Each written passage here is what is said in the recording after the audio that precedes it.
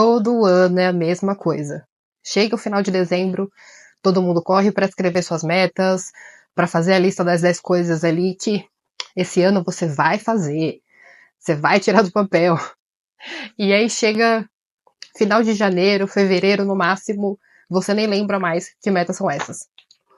Então, eu tava pensando sobre isso esse fim de semana, né, porque eu fui fazer o meu ritual clássico de final de ano, de sentar para escrever o que eu queria realizar em 2025. E de repente eu tava ali com uma lista de mais de 10 coisas, na verdade. Devia estar com umas 15 já. E aí eu comecei a pensar, né? Olhei para aquilo e falei, meu, qual que é a probabilidade que realmente eu consiga realizar tudo isso da forma que eu tô planejando? Porque a verdade é que a vida é muito dinâmica, as coisas mudam muito rápido e a gente não tem controle sobre nada. A verdade é essa. Então, claro, a gente tenta fazer a nossa parte ali, dentro do possível, mas a grande probabilidade é que as coisas vão sair muito diferente do que a gente planejou. Então a vida vai pedindo essa atualização constante, né? A gente nunca consegue fazer tudo da forma que a gente planejou no ano anterior. E às vezes não é nem por falta de disciplina, por falta de vontade, sabe? Os coaches da vida adoram falar isso, né? Adoram falar que a culpa de você não ter conseguido realizar seus planos é porque você não teve organização suficiente, disciplina suficiente, e aí se você comprar o método deles agora, tudo vai ser diferente. Mas a verdade é que muitas vezes não é esse o problema. É que realmente a vida acontece. E ela acontece de forma muito inesperada. Então as coisas vão mudando e não tem mais como seguir aquilo ali. Então pensando nisso, eu falei, tá, eu não quero também largar de mão, né, e entrar numas de deixa a vida me levar, a vida leva eu. Então eu vou tentar fazer. O que eu fiz, realmente? Eu pensei, vou tentar reduzir isso daqui ao máximo, vou colocar 3 metas. 3 objetivos que não são, digamos assim, tão palpáveis, que não são coisas específicas que eu quero alcançar. Por exemplo, eu deixei de lado tudo que era relacionado a vou faturar tanto, vou fazer tal e tal coisa com a minha empresa, vou treinar tantas vezes por semana. Eu deixei isso de lado para que isso entre no planejamento do trabalho, no planejamento da empresa, que aí vai ser realmente uma coisa focada em metas, focada em realizações práticas, mas eu sei que são metas da empresa. Então isso não tem a ver necessariamente comigo no nível pessoal. Então eu defini 3 coisas que vão nortear a minha vida interior.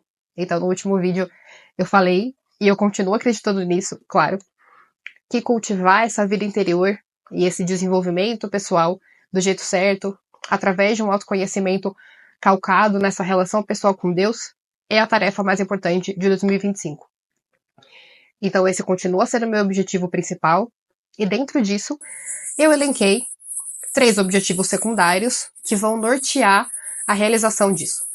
Então eu deixei de lado aquela lista cheia de coisas que provavelmente não seriam cumpridas porque muito daquilo dependia de circunstâncias externas e de acontecimentos fora do meu controle, e coloquei 3 coisas simples, práticas, que eu posso fazer ao longo dos dias sem depender de circunstâncias externas. Eu vou falar os três objetivos, porque eu acho que aí vai ficar mais claro o que eu quero dizer. Então estou aqui com o meu bloquinho de notas, porque eu sou a pessoa do papel e da caneta ainda. E a primeira meta é a seguinte: cultivar a paciência, a humildade e a caridade. Então, eu tenho alguns defeitos, assim, em relação às virtudes, né? Tenho alguns vícios. E são tendências muito fortes minhas. E eu tô trabalhando para combater eles há bastante tempo. Eu sou muito impaciente. Muito ansiosa. Eu quero tudo para agora, para já, do meu jeito. Como eu acho que deve ser. E isso só me prejudica, obviamente, porque as coisas não são assim. Então, ainda mais para mim, que valorizo muito a vida de estudo, que valorizo muito a obtenção de conhecimento, isso é uma parte muito fundamental da minha vida. Então, não dá, se eu não me engano, foi Santo Agostinho que falou isso. Não dá para você buscar a sabedoria sem paciência. Uma coisa simplesmente não pode ser construída sem a outra. Trabalhando no marketing digital, né, a gente se acostuma muito a querer tudo muito rápido. Então, na internet, isso é muito comum, e a gente acaba normalizando essa ideia de que basta ali a gente apertar meia dúzia de de botões e subir 2 landing pages, e tudo que a gente quer vai acontecer instantaneamente. Só que na vida real isso não poderia estar mais longe da realidade. Então a minha meta é cultivar a minha paciência, internalizar de uma vez por todas que as coisas não acontecem no tempo que eu quero, e sim no tempo de Deus. E que justamente ter essa percepção é o que vai fazer eu conseguir me dedicar melhor às coisas, me dedicar melhor às minhas tarefas, ao meu trabalho, à minha filha, porque eu vou conseguir realmente estar presente no que eu tô fazendo. Então eu vou parar, a minha ideia, né? Pelo menos eu espero, que eu consiga parar de ter aquela sensação que você deve ter sentido também. Você tá fazendo uma coisa e pensando nas outras. Você tá tentando se focar em uma tarefa e pensando nas 35 outras que você vai ter que fazer daqui a meia hora, 2 horas ou na semana que vem. Então a gente nunca tá realmente presente em nada. É sempre uma correria, é sempre um desespero de como que eu posso fazer isso daqui o mais rápido possível para obter o resultado, para ir para a próxima tarefa. Então a gente nem se dá tempo de aproveitar o que a gente está fazendo agora. Aquele velho clichê, né, de curtir o processo. A gente não curte o processo, porque a gente tá fazendo uma coisa aqui preocupado com o que vai fazer depois. Então isso faz com que tudo vire uma eterna correria, onde você não aproveita nada, então aquilo perde o sentido. Então esse é o primeiro ponto. O segundo é a humildade. Eu tenho uma tendência, que eu acho que é muito comum, assim, eu já vi em outras pessoas que também têm, digamos, vocação intelectual, de começar a se achar melhor do que os outros porque a gente sabe uma coisinha ou outra. Então eu tenho plena consciência de que esse é um defeito péssimo, horrível, e é uma coisa que eu preciso corrigir. Vai ser inadmissível para mim, em 2025, continuar perpetuando esse tipo de comportamento. Então é uma coisa que nasce de forma involuntária, eu não controlo, mas esse ano eu vou cultivar a minha humildade de todas as formas possíveis para que eu pare de alimentar isso, para que eu corte essa tendência de uma vez por todas em mim e ela não continue se perpetuando. Porque racionalmente eu já sei que eu não sou de nenhuma forma melhor do que ninguém. Que não é porque eu tenho um conhecimento ou outro que as pessoas, digamos assim, o brasileiro médio não tem, que eu sou superior de alguma forma a elas, muito pelo contrário. Então, isso vai ter que ser uma constante na minha vida. Inclusive, ontem eu assisti um vídeo. Minha mãe tá com o liquidificador ligado na cozinha, então se aparecer algum barulho é por causa disso. Ontem eu assisti um vídeo. A mãe tá gravando um vídeo. Você quer aparecer? Não? Então vai lá brincar na sala, senão você vai aparecer na câmera. Gravar com criança em casa é isso aí. Mas retomando. Ontem eu tava vendo um vídeo do Olavo de Carvalho, onde ele fala sobre o que é realmente a humildade, né? E como a gente tem uma visão distorcida sobre isso. Muitas vezes a gente acha que ser humilde é se humilhar perante os outros, é passar vergonha em público, é ficar se menosprezando. Mas na verdade não tem nada a ver com isso. Ser humilde é você se enxergar aos olhos de Deus e se perceber como você verdadeiramente é, com as suas qualidades e seus defeitos. Eu não vou me alongar muito nisso, porque eu quero que esse vídeo seja rápido, mas eu vou deixar o link aqui embaixo para vocês verem. Recomendo super, porque é o Olavão, né, gente? Tem o que falar. Maravilhoso sempre. E por último, a caridade. Então, a caridade é o serviço, é a dedicação ao próximo, é me colocar em segundo plano para ajudar quem realmente precisa, é usar todas essas bênçãos que Deus me deu ao longo desses anos para transformar a vida das pessoas também. E não deixar isso restrito só para mim, só para o meu benefício próprio. Então, beleza, eu sei que eu ultrapassei um pouquinho, porque eu coloquei 3 coisas dentro de uma só, mas eu tô considerando que são 3 virtudes, né? Então elas estão dentro ali, sob o mesmo guarda-chuva, e uma tá muito entrelaçada com a outra. Então, eu acredito que não tem como pensar em desenvolver uma virtude sozinha, sem ela estar de alguma forma entrelaçada com outras. Mas também não dá para querer fazer tudo ao mesmo tempo. Então, eu elenquei essas 3 porque são os lugares onde eu tenho mais vícios, digamos assim, né? Onde os meus vícios se manifestam mais. Então, é o que tá mais urgente ali que eu preciso melhorar. E o segundo ponto, a segunda meta do ano é trabalhar menos para trabalhar melhor. Então, esse é outro problema que todo mundo que trabalha com digital ou que trabalha home office, que tem seu próprio negócio, eu tenho certeza que você deve sofrer com isso também. A gente começa a trabalhar em casa, a gente começa a ter liberdade de tempo, de trabalhar a hora que a gente quer, sem precisar dar satisfação para chefe. E isso é maravilhoso. Só que se a gente não toma cuidado, daqui a pouco, ao invés de trabalhar menos do que a gente trabalhava no CLT, a gente está trabalhando muito mais. Então, eu passei por isso várias vezes já. Já tive época de trabalhar, assim, mais de 12 horas por dia. 12, 14 horas por dia. E, de repente, caiu a minha ficha de que aquilo não fazia sentido nenhum. Porque se eu tinha decidido trabalhar, ter o meu próprio negócio, trabalhar em casa, para poder ter mais liberdade e mais tempo com a minha filha, por que eu tava fazendo o oposto? Por que eu tava deixando a minha filha tanto tempo com a minha mãe, ou na frente da televisão, que é uma coisa que eu abomino, porque eu sei que é errado, eu conheço os prejuízos que isso traz para ela, apesar de eu não deixar ela mexer no celular de jeito nenhum, e de eu ter o controle do controle remoto ali, para que ela não fique trocando de desenho toda hora, né? Eu coloco um desenho e deixo aquele desenho durante o tempo que for, sem ficar mudando, mas ainda assim é prejudicial. Enfim, não é assim que eu quero criar minha filha. Então, qual que é o sentido de eu falar? Eu vou trabalhar por minha conta, vou criar meu próprio negócio para eu poder ter liberdade de me dedicar a ela e fazer o oposto. Então, esse é o segundo ponto que eu vou mudar. E quando eu digo trabalhar menos para trabalhar melhor, é o quê? Cortar as distrações. Cortar, ficar rolando feed no horário de trabalho. Ficar vendo vídeo aleatório do YouTube. Alimentando a ilusão que eu tô aprendendo com aquilo.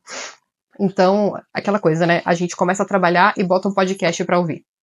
Aí você fica lá com aquele plano de fundo que toda hora te desconcentra. Você para de trabalhar porque você quer ver o que a pessoa tá falando. Aí quando você vê, você já tá 15 minutos assistindo um vídeo que não tem nada a ver com o seu trabalho. E isso vai só aumentando a sua carga horária que você tá ali na frente do computador. Só aumentando. E no fim do dia, você fez um monte de coisa, não conseguiu completar suas atividades certinho, porque você fica pulando de uma tarefa para outra sem completar nenhuma, do começo ao fim.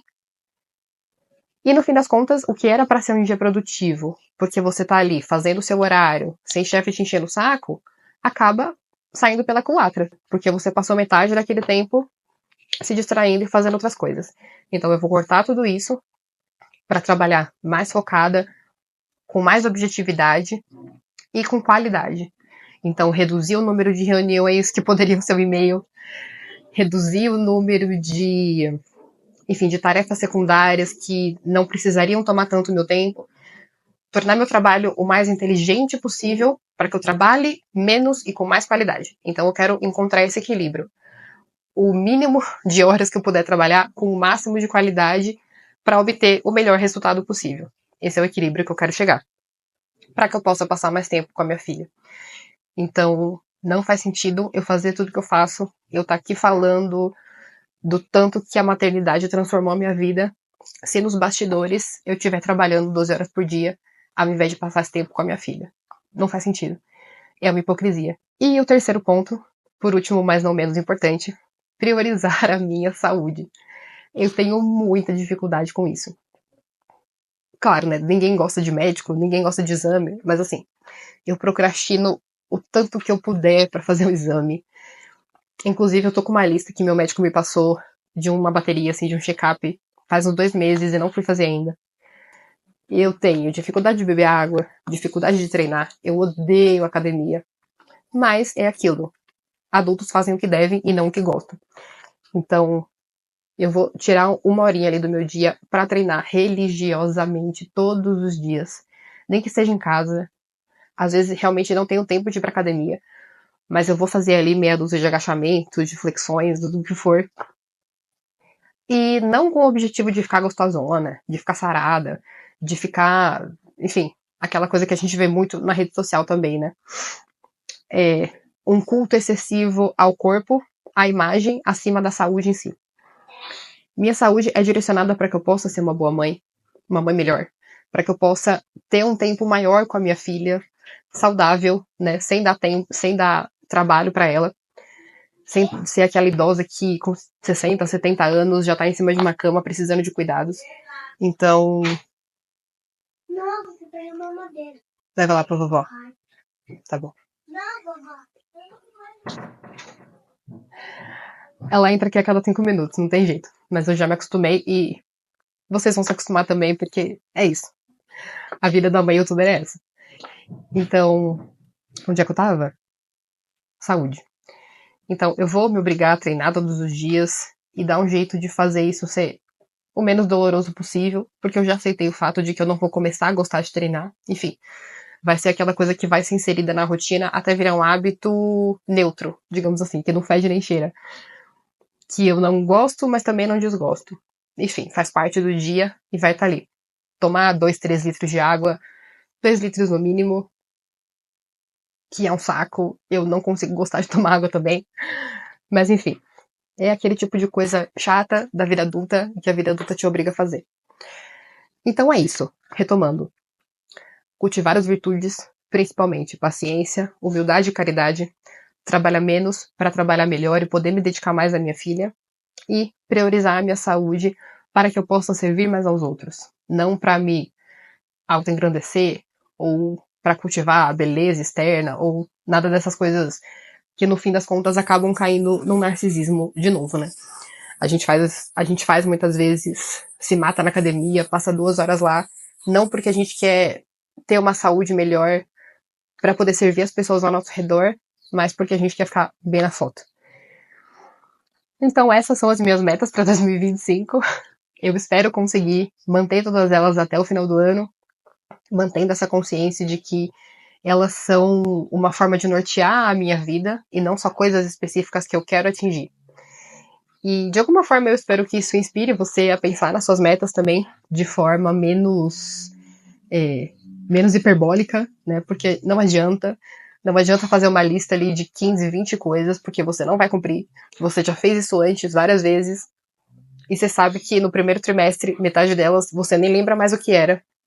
Então eu acho que essa forma, pensando em menos coisas e coisas mais importantes, principalmente aquilo que já tá ali na sua consciência, apitando há um tempo, que você sabe que você precisa mudar, esse é o momento. É o momento de você focar nas coisas difíceis mesmo, nas coisas que são desagradáveis, porque são aqueles defeitos que a gente não quer enxergar, que a gente gostaria que não tivessem ali, mas que eles precisam ser observados e trazidos à tona para poder ser transformados. Então, eu bati no microfone. Então, eu espero que esse vídeo te inspire de alguma forma para que 2025 seja um ano bom de verdade. Um ano onde você tire os seus objetivos do papel e realmente construa a vida com o sentido que você quer viver, que vale a pena viver. Pare de sonhar e consiga trazer isso para a realidade. Feliz 2025, um beijo no coração, se inscreve aqui, compartilha, comenta, aquela coisa toda que você sabe, e nos vemos ano que vem.